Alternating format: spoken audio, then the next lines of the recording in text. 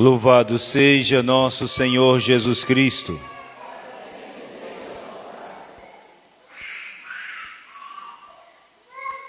Domingo passado, a igreja nos fazia lembrar, vale lembrar que a igreja, na sua dinâmica, no seu universo litúrgico, é pedagógica.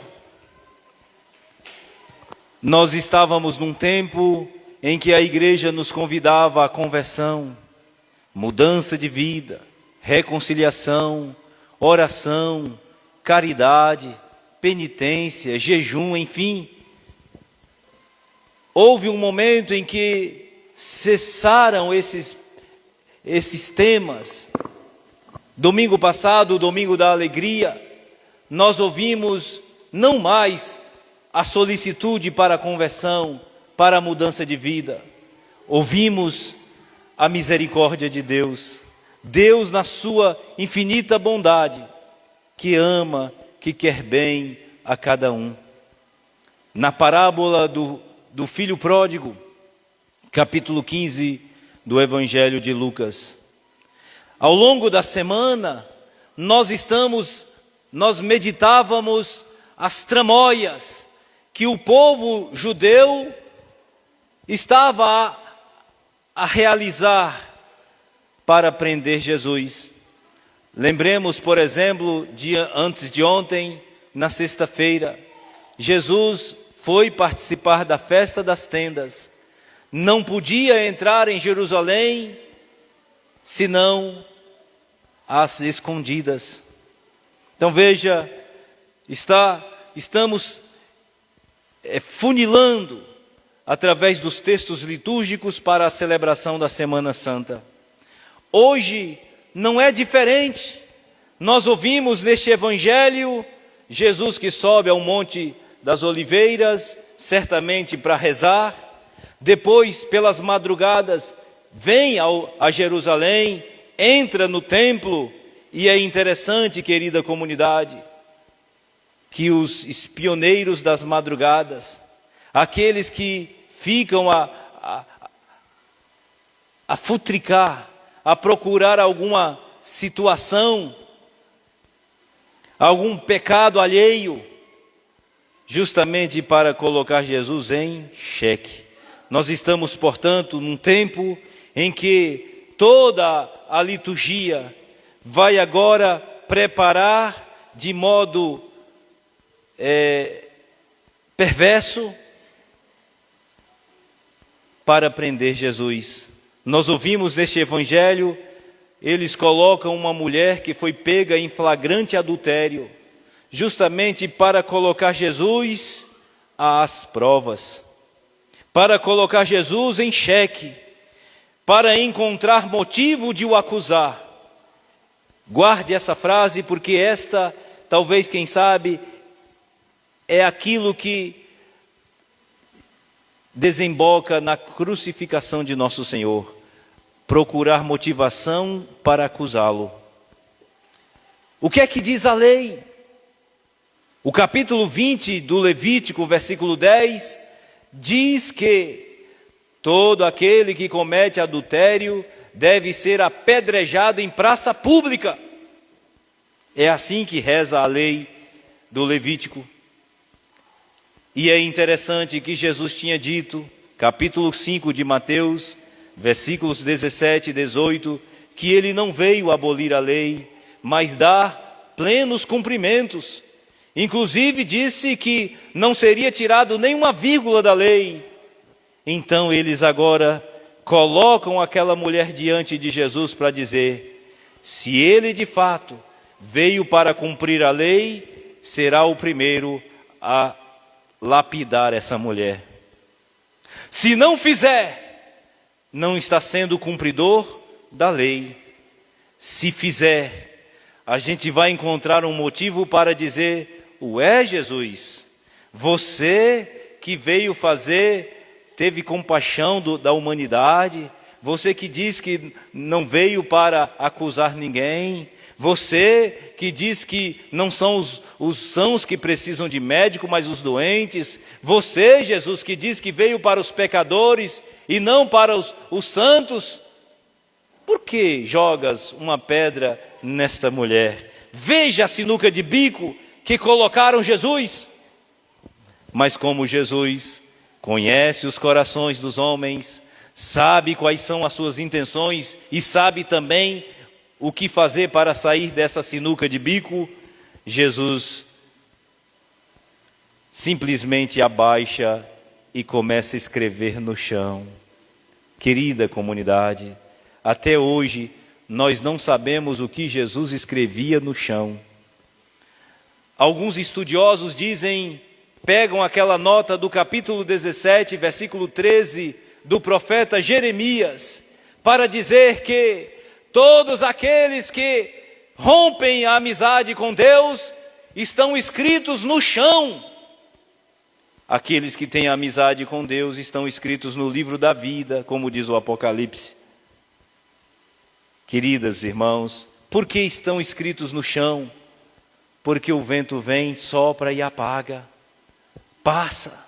Ou seja, são aqueles que serão esquecidos eternamente. Querida comunidade, todavia nós não sabemos o que Jesus escrevia naquele chão. Jesus ergue os olhos como eles insistiam. Jesus indaga-os dizendo: quem não tem pecado, seja o primeiro a jogar uma pedra. E essa regra também vale para você, vale para mim, vale para todos nós. Quem não tem pecado, seja o primeiro a desferir uma pedra. Às vezes a gente tem esse hábito, de ser um homem muito religioso, muita religiosa, todavia futriqueiro, falador da vida alheia. Queridos, às vezes a comadre está lá rezando o texto na igreja. Comadre, está vendo lá? Ó? Lá fora eu te digo, te explico. Você viu, comadre, como é que ela entrou na igreja? Os pregoeiros da moralidade. Queridos irmãos, Jesus que pôde dizer uma palavra, o capítulo 5 de João, versículo 22, mostra que Jesus tem autoridade para fazer isso, para julgar.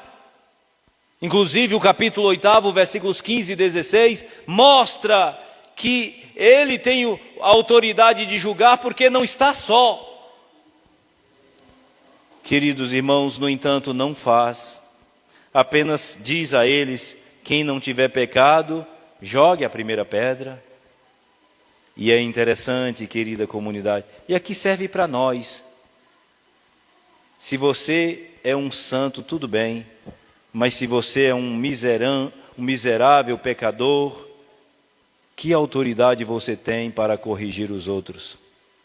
Que autoridade você tem para desferir uma moralidade aos outros? Isso serve até para os pais de família, viu?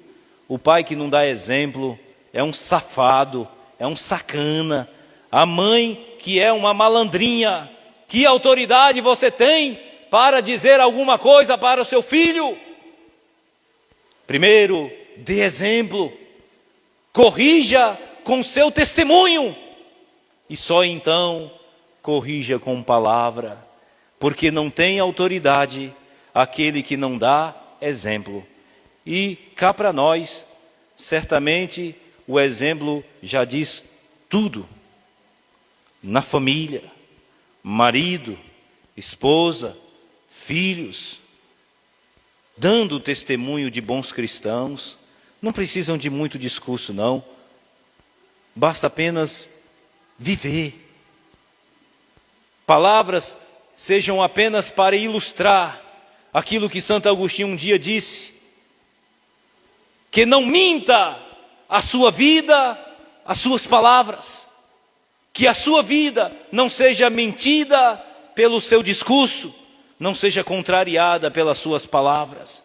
Todavia, seja tão somente para ilustrar. Aqui serve para nós, queridos. Não temos o direito de condenar a vida de quem quer que seja, porque nós não somos maiores do que o próprio Jesus, que tinha o direito, a autoridade de pelo menos pegar um torrão e jogar na cabeça daquela mulher e dizer: tome vergonha na sua cara, mulher, se corrija. No entanto, não fez. Não fez. Quem não tiver pecado, seja o primeiro a jogar uma pedra. Ah, querida comunidade, não fez. E sabe por que não fez, queridos? Porque o seu amor é muito maior. Alguém poderia dizer assim do outro lado: está vendo que Jesus não condena ninguém? Né? Porque se tem de um lado aqueles que são os incólumes, os imaculados, se tem de um lado aqueles que têm uma vida aparentemente ilibada, do outro lado tem os promíscuos, que dizem assim: Deus só quer saber do coração, Deus não condena ninguém, Deus é bonzinho demais. Cuidado, cuidado. Então, padre, por que não condenou essa mulher? Porque o Evangelho não diz que ela estava arrependida. Não vemos nenhuma frase daquela mulher dizendo: Senhor, eu estou profundamente arrependida do pecado que cometi. Diferentemente daquela mulher lá do capítulo 7 de Lucas, versículos 36 a 50, aquela mulher que lavava os pés de Jesus com as suas lágrimas, aquela mulher que enxugava os pés de Jesus com os cabelos, aquela mulher que chorava amargamente pelo pecado cometido. Esta mulher, querida comunidade, não é esta outra que não fez absolutamente nada. E no entanto, Jesus disse para ela: mulher, ninguém te condenou? Porque quando Jesus disse: quem tiver pecado, atire a primeira pedra, e foram saindo pouco a pouco, a começar dos... Por que os velhos? O capítulo 13 do livro de Daniel tem uma história quase parecida com esta. Conta a história de uma mulher chamada Susana. Susana era uma mulher muito linda. Susana era uma mulher que tinha grande respeito pelo seu marido. Estava outrora num pomar ali, e de repente 2 velhotes que se apaixonaram por Susana entraram no pomar para namorar com Susana, seu diácono. E é interessante que ela se desvencilhou dos 2 e fugiu. Os velhos, por não conseguirem nada com Susana, o que fizeram? Denunciaram-na. Disseram que ela estava com um jovenzinho lá no pomar. Ela foi a júri. Aparece um advogado chamado Daniel, que tem a sabedoria, que inclusive ainda serve para hoje, de separar os 2, interrogá-los a sós e pegar a malandragem dos 2 velhotes. Então aqui, nós observando o Evangelho, a partir dos velhos foram saindo pouco a pouco. Talvez, quem sabe, queridos, para dizer aqueles velhotes que saíram por primeiro, talvez tinha um caso com essa pecadora. Porque o bonito é quando a gente acusa os outros, esconde os nossos pecados, as nossas malandragens. Na surdina das madrugadas e das noites, não se sabe o que é que acontece nessas estradas, nessas ruas, nessas vielas das cidades. Não se sabe. Por isso, queridos, um grande cuidado. Quando nós julgamos a vida do outro, a gente se torna juiz e não cumpridor de regras. Um cuidado, queridos, porque aquele que tinha o poder de condenar aquela mulher à dilapidação, no entanto, não quis, não fez. E por que não fez, padre? Ezequiel responde por que não fez. O capítulo 33, versículo 11 do profeta Ezequiel responde, dizendo assim: porque Deus não se compraz com a morte do pecador, mas que eles se convertam e vivam. Deus quer que o homem viva, por isso que dá uma oportunidade. Vai, mulher, ninguém te condenou, eu também não te condeno. Vai, a partir de agora não peques mais. Aqui um recado para aqueles que aprontam e dizem: Deus é misericordioso, Deus não vai fazer nada. Cuidado, Ele dá a oportunidade para você se converter, porque se é verdade a sua fala, o que direis? O capítulo 5 de Mateus, versículo 28, quando diz: se um homem olhar para uma mulher com o desejo de possuí-la, já cometeu adultério com ela no seu coração. Portanto, nosso Senhor não é páreo para o pecado. Ele ama o pecador, Ele quer que o homem se converta e viva. No entanto, Ele abjeta o pecado. Queridos cristãos, querida comunidade cristã, a chance é nossa. Façamos como São Paulo, que deixou tudo para trás e se projeta para frente. Façamos como este apóstolo dos gentios, que perdeu tudo. Uma pergunta para nós: o que você perdeu por causa do Cristo? É inteligente essa pergunta, porque Paulo perdeu tudo. Perdeu a família, perdeu a religião, era um grande fariseu, era um mestre da religião, era um fariseu nato, era um homem culto, inteligentíssimo, perseguidor dos cristãos, porque era inadmissível abandonar o judaísmo para aderir ao cristianismo. Ele perseguia, e o capítulo 9 de Atos dos Apóstolos responde esse ato, mas depois que é encontrado pelo Cristo, tudo é diferente. Queridos cristãos, quando o homem é encontrado por Cristo, faz como Paulo, considera tudo como lixo, considera tudo como esterco e se lança para a frente. Queridos irmãos, aqui está uma palavra de ordenamento para esta liturgia, a mim e a você. Você é alguém que tem saudade do passado?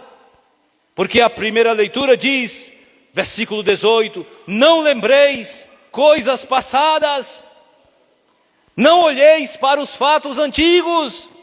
Tem gente que é cristão, mas fica com a saudade da vida que levava. Não, querido, se projete para frente. A nossa vida está lá, não está cá. A nossa vida está em Deus. Queridos irmãos, que essas palavras nos ajudem, fortaleça a nossa fé, a nossa caminhada cristã. Deus nos ama, Deus nos quer bem, Ele quer que você viva e viva de verdade. Leia o capítulo 15 de João, versículo 11. O que Jesus diz: eu digo essas coisas para vós, para que a minha alegria esteja em vós, para que a vossa alegria seja plena. Nosso Senhor quer que o homem seja feliz, queridos, como esta mulher, que ela nunca foi feliz com os namorados que tinha. Esta mulher nunca foi feliz por ter traído o seu marido. E quem é essa mulher, seu padre? É Israel. Quem é essa mulher? Somos nós, a humanidade, que muitas vezes troca o marido, que é Cristo, pelos amores mundanos, troca nosso Senhor pelos senhores dessa sociedade, deixa aquele que é de fato o esposo fidelíssimo e corre atrás apenas desejando migalhas de prazeres, julgando que serão felizes. Não serão felizes jamais, porque ninguém é feliz fora de Deus. Ninguém jamais será feliz fugindo daquilo que é essencial. E é por isso que nós vemos uma sociedade triste. homicida, que vive apontando o dedo um para outro, dizendo você está errado, você, né? Hoje, pela manhã, por exemplo, eu ia cruzando uma esquina com um carro, aí está lá uma discussão medonha. Eu não sei se aquele homem era marido daquela mulher, e puxava a bicicleta para cá, e um arrastava para lá e dizia, hoje eu vou ali comprar um negócio para nós, um baseado, e estava tudo os dois meio grogues. Isso não é felicidade.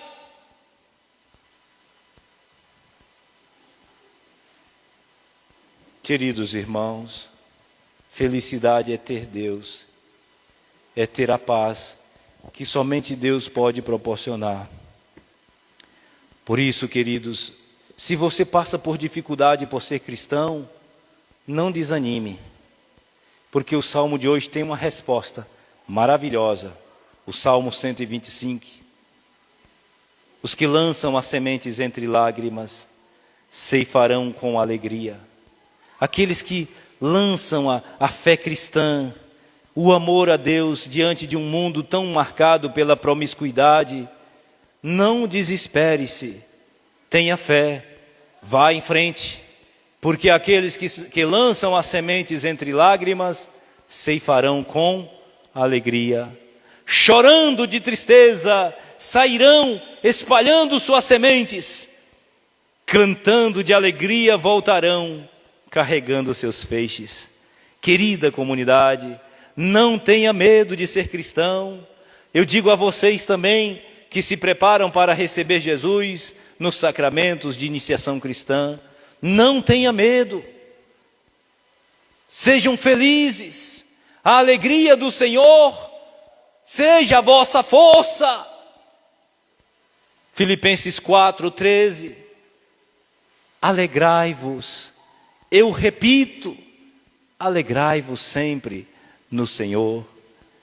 Que essas palavras reverberem o nosso coração e a nossa alma, nos dando a graça, primeiro, de não fazer juízos de valores da vida alheia. Se podemos ajudar na caminhada cristã, façamo-la. Jesus já nos ensinava, se o teu irmão pecar contra ti, corrija a sós consigo. Se não te der ouvido, chame 2 testemunhas. Se também aos 2 não der credibilidade, seja apresentado à igreja. Se nem a igreja der ouvido, seja anatematizado. Portanto, queridos, faça seu papel. Se você pode ajudar alguém na caminhada cristã, faça. Se não pode, costure a boca. Não fique a futricar pelas esquinas da vida. Você viu, comadre, fulana? Você não ajuda em nada. Pelo contrário, você atrapalha ainda mais a vida de alguém. Não futrique. Se você pode ajudar. Período de quaresma é um tempo favorável de a gente observar o nosso comportamento. Palavras que edifiquem sejam ditas. Palavras que depreciam, que menosprezam, que colocam alguém num buraco, seja evitado. Porque aquele que pôde julgar a vida daquela mulher, não fez. E não fez por quê? Por medo? Não. É porque Jesus é covarde? Não. É porque Jesus é conivente com o pecado? Muito menos. É porque Jesus dá uma oportunidade ainda para aquele que pisou na bola a se reconciliar. Sejamos nós, seja você, aquele ou aquela que desejem reconciliar com Deus, ainda há tempo, é hoje, não deixe para amanhã.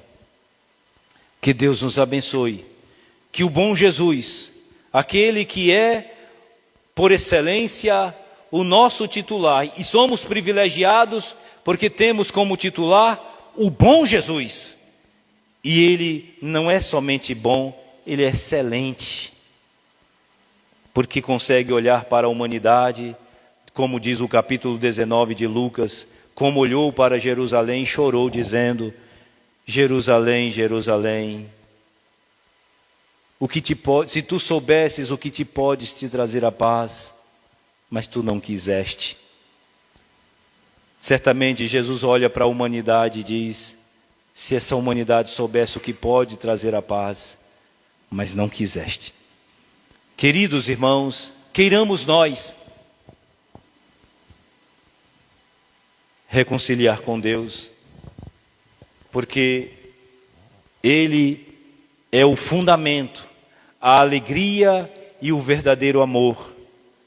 Aquela mulher se encantou com o jeito de olhar de Jesus. Encantemos também por Ele, nele e para Ele, porque tudo nele e por Ele e para Ele edifica o homem neste mundo.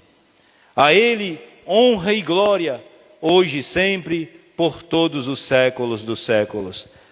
Amém.